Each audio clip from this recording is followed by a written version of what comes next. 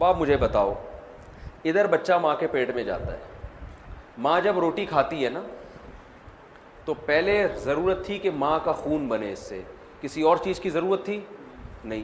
جہاں حمل ٹھہرا اب ضرورت اس بات کی ہے کہ خون بنے, اور اس خون سے صرف ماں کی آنکھوں کو توانائی نہ ملے, کانوں کو توانائی, پاؤں کو توانائی نہ ملے, بلکہ بچے کی بھی گروتھ ہو.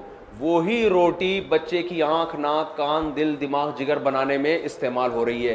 یہ زیادہ عجیب عمل ہے یا وہ کہ آپ کو بر وقت پانی مل رہا ہے اور بر وقت دودھ مل رہا ہے؟ پیٹ میں روٹی سے کیا بن رہی ہے؟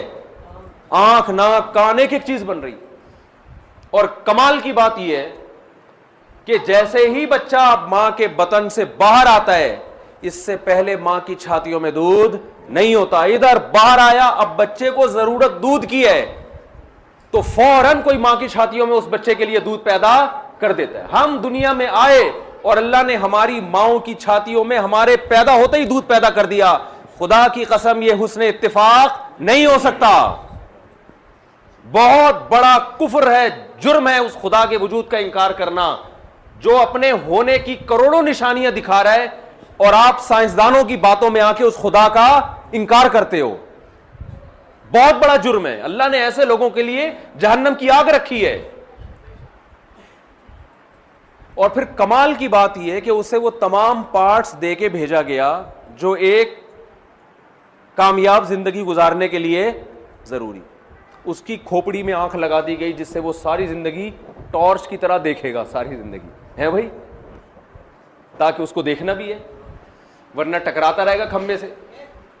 کیا خیال ہے؟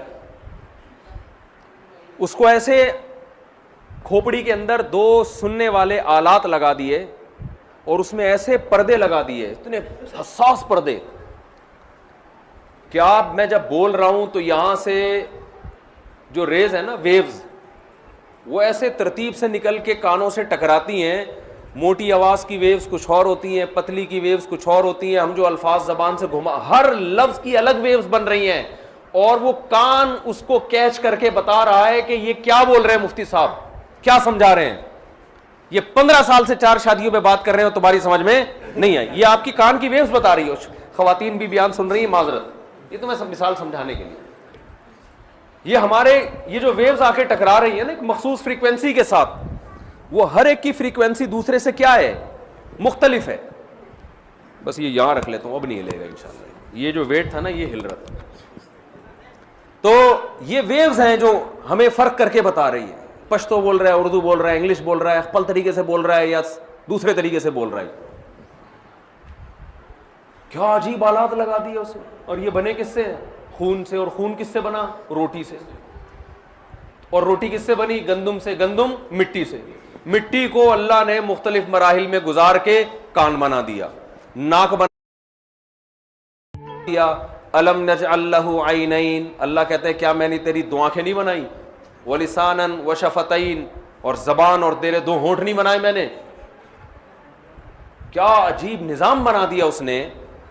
تو میں یہ میرا ٹاپک نہیں تھا, یہ بات تمہید ذرا لمبی ہو گئی, تو میں یہ عرض کر رہا تھا بھائی ہم بنے نہیں ہیں, ہمیں کسی نے